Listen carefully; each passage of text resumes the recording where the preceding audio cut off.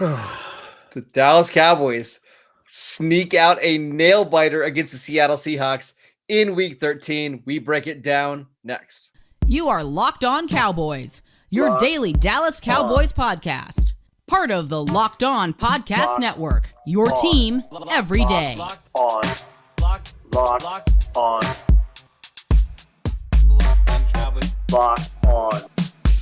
Cowboys. Welcome back to the Locked On Cowboys podcast, part of the Locked On Podcast Network, your team every day. We'd like to thank you for making us your first listen of the day. This episode is brought to you by Gametime. Download the Gametime app, create an account, and use promo code LOCKEDONNFL for $20 off your first purchase. Last minute tickets, lowest price guaranteed. I am your host, Marcus Mosher. You can follow me on Twitter at Marcus_Mosher. Joining me today, as always, is Landon McCool. You can check him out on Twitter at McCoolBCB. Landon, we are breaking down one of the wildest Cowboy games that you will ever see. We're going to cover this from all angles, including Dak Prescott's MVP case, what in the world is going on with the Cowboys defense, and so much more.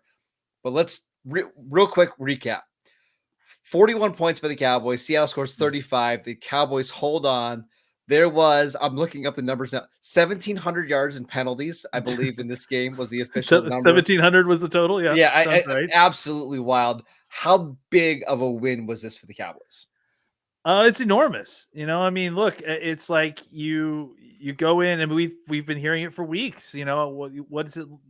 When is this team going to beat a good team, or when is this team going to play a team against a team with the winning record? Now, again, of course, the classic fallacy here is that now that Seattle doesn't have a winning record. Yeah, it's just an average team. Yeah, but yeah, I mean, the fact is that Seattle was a team. This was a playoff simulation in some ways, right? Like you're playing a team in Seattle that absolutely has to have this game.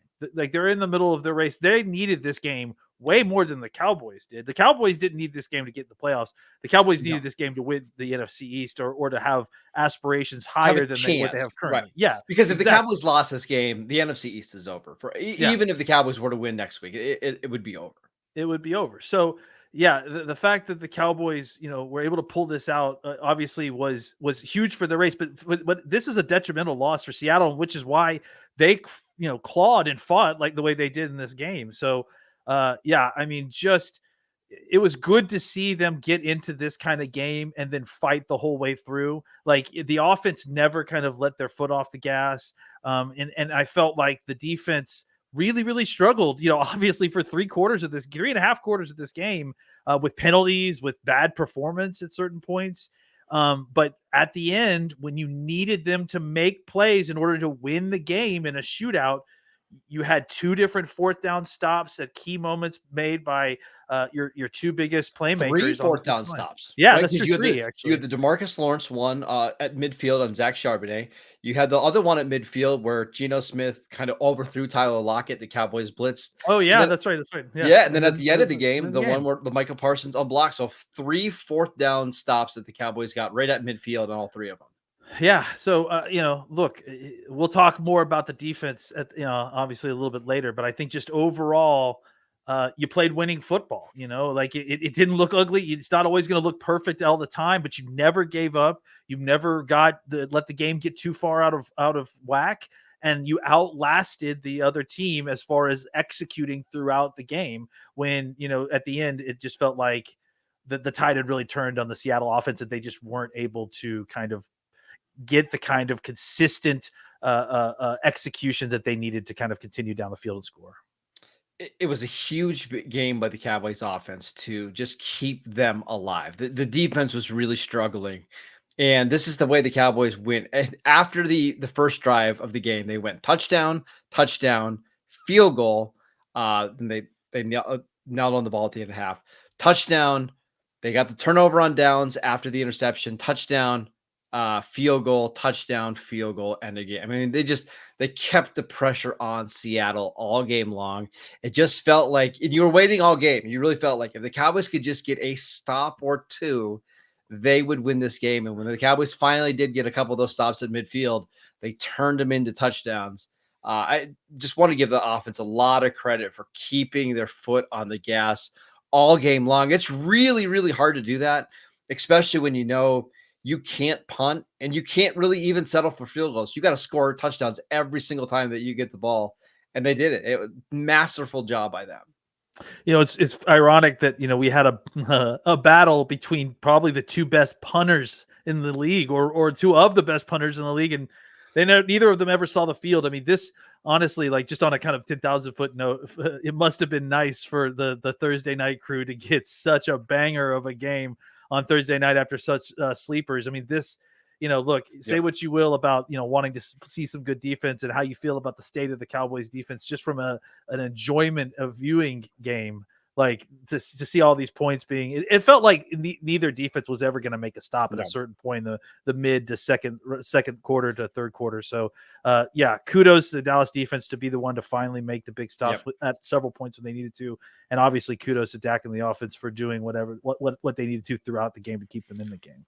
We're going to talk about Dak in the next segment, but just really quickly updating you guys where the Cowboys are at after 12 games. They're 9-3. It's a fantastic record. They basically have got the number 5 seed locked up. Seattle was their closest competition, and now there's essentially a 4-game gap between them, with the Cowboys at 9-3, the Seahawks at 6-6, and the Cowboys on the tiebreaker. So if the Cowboys don't win the NFC East, they are going to be going to either Atlanta or New Orleans. I guess even Tampa Bay is still alive. I can't believe I'm saying seriously. this, but that's big. You saw the graphic on Amazon today.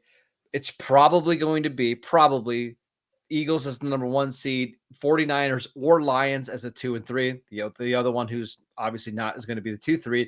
You want to avoid those teams in round 1. So it's important for the Cowboys to get this spot. The other thing is you're still alive in the NFC East race, and that's the big one, with the Eagles playing the 49ers this week, playing the Cowboys next week, with the Cowboys having 10 days rest. You have at least prolonged the fate of the NFC East for a couple more weeks. We're going to have at least a little bit longer to hold on to the hope that the Cowboys can win this division. Yeah, and shout out to my buddy Joey Ikes, who just DM'd me a great point.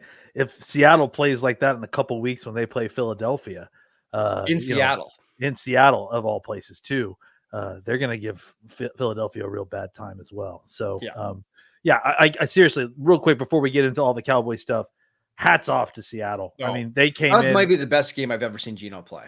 Yeah, and they came in and they were ready to play in a way that they needed to be, considering the stakes. And they played a really good game on both sides of the ball, even at times their offensive line felt compromised.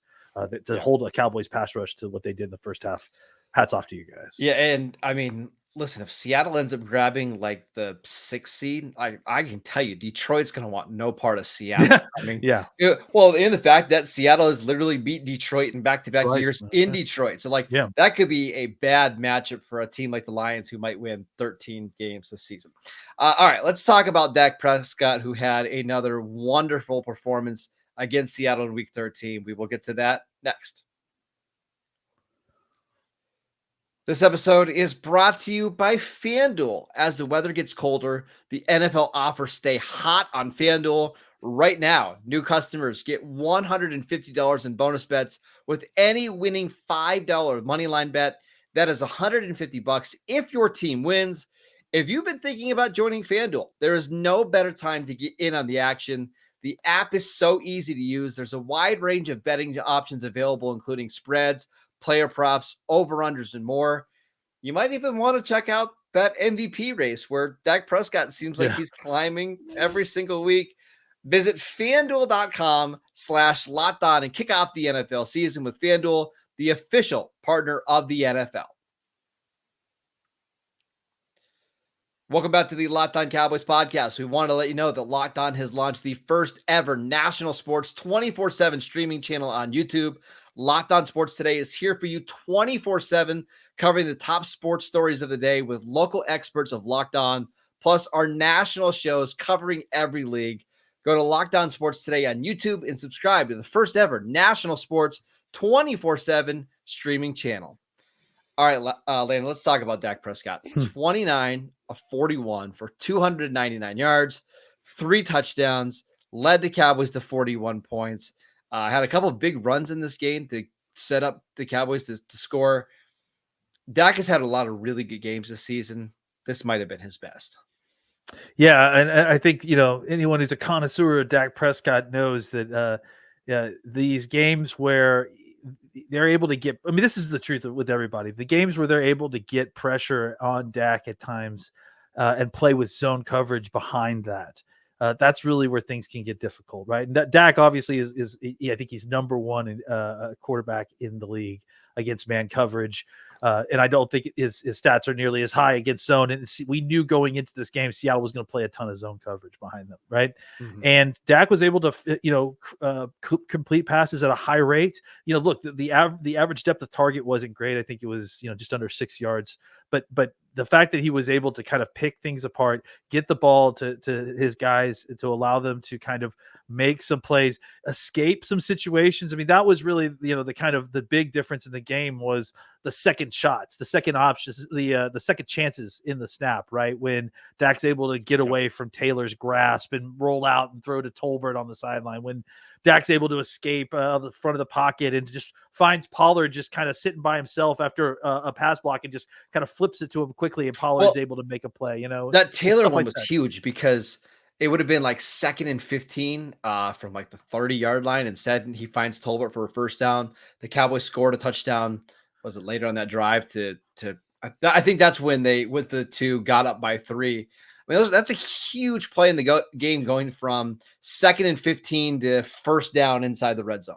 There have been 2 eras of Dak Prescott game, I think, right? The early era of Dak Prescott was a guy who could do that second chance stuff. He could escape out of a bad pocket, make a play, you get out of the pocket, change the angles, change the windows, and make a play.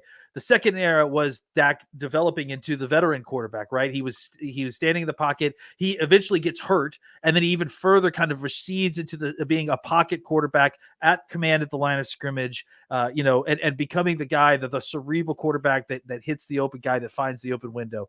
This era of Dak, he has found a way to combine both of them, right? He's in the pocket, he's operating in the system, and then when the system doesn't work or he's forced to get out, he's also doing the second chance, the second option plays. He's reloading, and that's really been all the difference, right? That's what's made him so unstoppable on third down, because even if you call the right defense, even if you get the guys covered, even if you get pressure on Dak Prescott, if he can find a way to get out and make an escape, the play starts all over again. And suddenly you've got angles that you're not ready to cover, and Dak can get a first down. And time again, it was Dak either finding a way early in the snap, and if not, heck, I'll do it with my legs. I'll do it with my arm outside the pocket. Even though the numbers may not be as astounding as some of these other games we've seen, he was still, I think, over about 4% over expected completion, against his own defense, which I think is really impressive and shows you how far he's come. And then you combine that with just how many times he by himself single-handedly was able to bail out this offense to continue drives. This was an MVP performance to me. I think this is a gutsy performance where the defense didn't give you anything for 3.5 quarters. Dak basically pulled this boat by himself until the defense found its footing. And, it was just impressive to watch. Got some numbers for you. Dak Prescott, since week 8, has 20 passing touchdowns. Since week 8, no other quarterback in the league has more than 10 in that stretch. Pretty incredible. Here's his numbers since week 8. He's completing 71% of his passes for almost 2,000 yards, averaging 8.6 yards per attempt, 317 passing yards a game, 20 touchdowns, 2 interceptions, passer rating of 123. I mean, those numbers, obviously they're MVP numbers, but you're talking about like some of the best numbers we've ever seen in a stretch like that. Dak is playing out of his mind right now, and this is the most comfortable we've seen. He's got total control of this offense. It just, even on the plays that didn't work, like they ran the 4th down sprint right option to CeeDee, ball was on the money. CeeDee was on the money. It was on the money. The completion to CeeDee, that was, he threw it in double coverage. You go, oh, why did Dak throw it? And then you go and look at the other angle. He split both defenders and put it right between CeeDee's hands. I was like, That was unbelievable. It's just crazy some of the throws he's if you throwing. factor in the penalty yards, the illegal contacts, the defensive pass interferences, the defensive holdings, it was like another 97 yards. I think I saw the number that were, just taken off the stat sheet. I mean, Prescott's unbelievable. The Cowboys are averaging over 40 points per game at home this season. And this isn't a small game sample size. The Cowboys have, I think, 2 home games left this year. So we've already played 6 home games. Again, I don't want to say he's the MVP favorite, but he has certainly risen up the ranks. I can't believe there's going to be multiple players ahead of him after this week.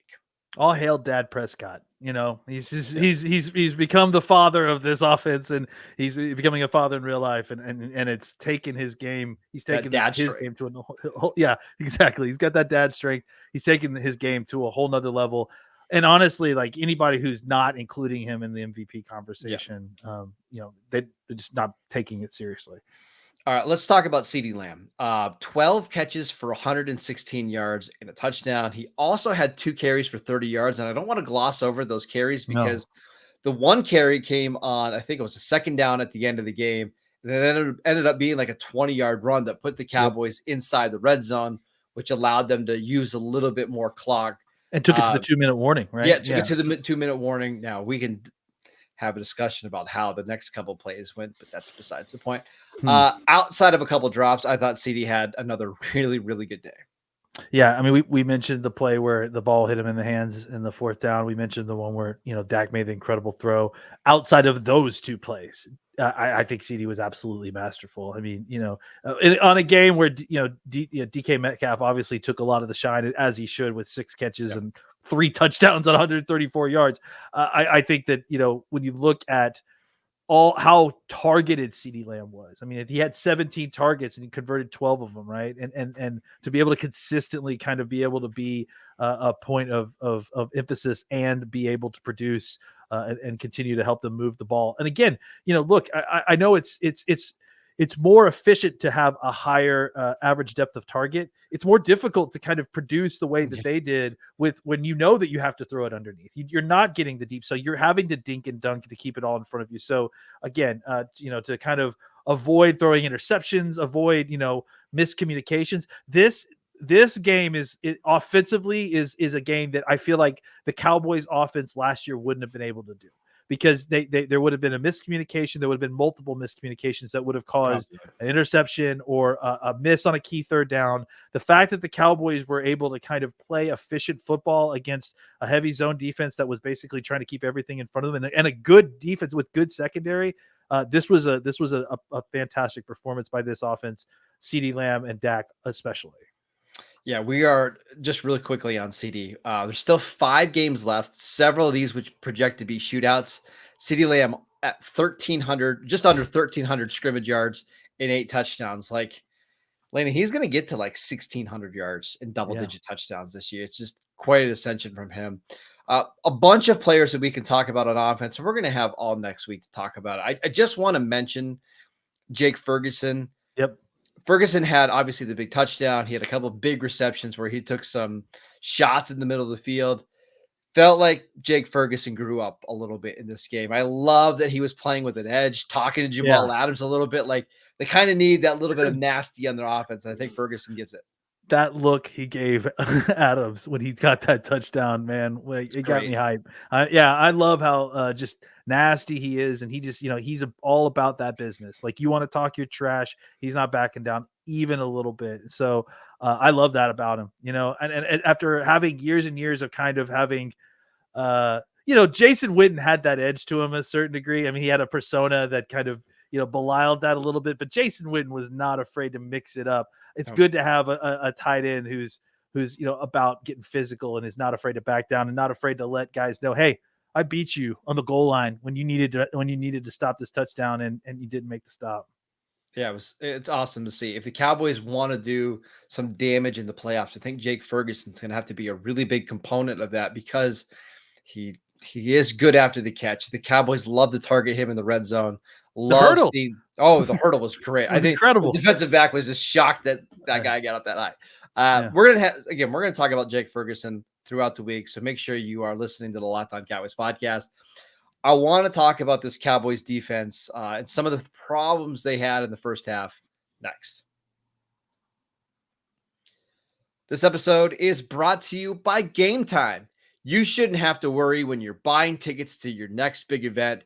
Gametime is the fastest and the easiest way to buy tickets for all the sports, music, comedy, and theater events near you. With killer last-minute deals, all-in prices, views from your seat, and their best price guarantee, Gametime takes the guesswork out of buying tickets. Gametime is the only ticketing app that gives you complete peace of mind with your purchase. See the view from your seat before you buy so you know exactly what to expect when you arrive.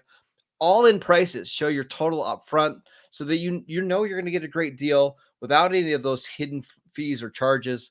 Buy tickets in seconds with just 2 taps. Take the guesswork out of buying tickets with Gametime. Download the Gametime app, create an account, and use promo code LOCKEDONNFL for $20 off your first purchase. Terms apply. Again, create an account, redeem promo code LOCKEDONNFL for $20 off. Download Gametime today. Last-minute tickets, lowest price guaranteed. Welcome back to the Locked On Cowboys podcast. Everydayers, on Monday's show, we're going to break down some of our notes from the All-22. We're going to get your questions. And then it's Philly week. Big divisional game between the Cowboys and the Eagles, so make sure you get ready for that. Later, let's talk about the Cowboys defense. They gave up 35 points. We're going to do some criticizing here of them in a second. However, I do want to give them credit for the way they finished the game. This is their final 5 drives of the game. Interception, touchdown, not great. Turnover on downs, turnover on downs, turnover on downs. So all 4 of the last 5 drives ended it in a turnover for the Cowboys. Felt like they did settle in at least a little bit in the second half. Yeah, and look, I think it's going to be we're going to need to look at the tape to kind of figure out exactly what happened. And Deron Bland is, going to take his lumps this week. There's no doubt, and he should. I mean, he gave up a lot of yards. It was incredible to see him get another interception, though. I mean, that's just ridiculous at this point. He actually should have had another one. He should have had another one, honestly. Well, to be fair, he made the right decision. Yeah, he shouldn't have. Right? But it very easily could have been a 2 interception day from him. That's right. But I do think that if we're going to give some marks against, right, we need to start not with the secondary, but with the pass rush. That is really seemingly the problem for me. This game, they ended with 1 sack. And guys, who would have guessed that the 1 sack would have been Jonathan Hankins, and that 1 sack would have been Jonathan Hankins on DJ Dallas, the running back? To be fair, Jonathan Hankins got 2 last week. He might be their second best. He might be the new ace. That's 3. No. It's got to be career high for Jonathan Hankins, right? So, I mean, I think that, to me was the biggest issue is that, there was definitely some points where Gino was throwing with anticipation. He was throwing it very quickly and getting the ball out. But there were definitely deep passes down the field where he had plenty of time to stand in the pocket, deliver the ball down the field in a way that it shouldn't be allowed. Like that's part of the defense is that you need to be able to get home. And there was just so many situations where it felt like the pass rush wasn't getting there, or one person was getting there, causing the pressure. Gino needed to make one quick adjustment up into the pocket and was able to reset and deal down the field. And obviously, with someone like DK Metcalf, who's just a physical freak, we talked about it all last week.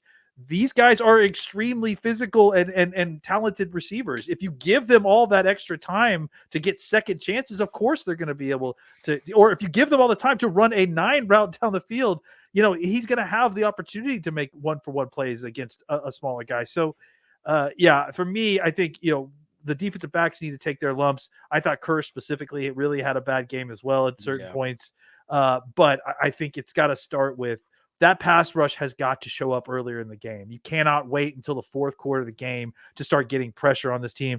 I think Parsons had a fairly good game and was able to create some pressure there, but nobody else seemingly was able to do much other than maybe Osa Digizua 1 or 2 times. But outside of that, there just clearly wasn't enough pressure on the quarterback to cause him any kind of issues with getting the ball down to their playmakers, and it just kind of let their defensive backs out to dry.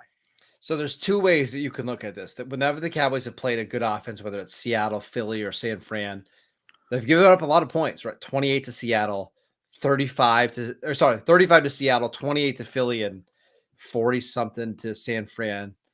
I mean, I think that's a concern. The other way that I might be looking at this, if you were a more positive person like I am, Landon, this was for both the Cowboys and the Seahawks. So this is their third game in 11 days. And typically you do see the defenses wear down in the stretch because they're the ones that are having to absorb a lot of contact and that kind of stuff. So I'm willing to wait and see what it looks like against Philly next week. If the Cowboys really struggle again next week, I'll be concerned. But I don't want to read too much into this weird Thursday game.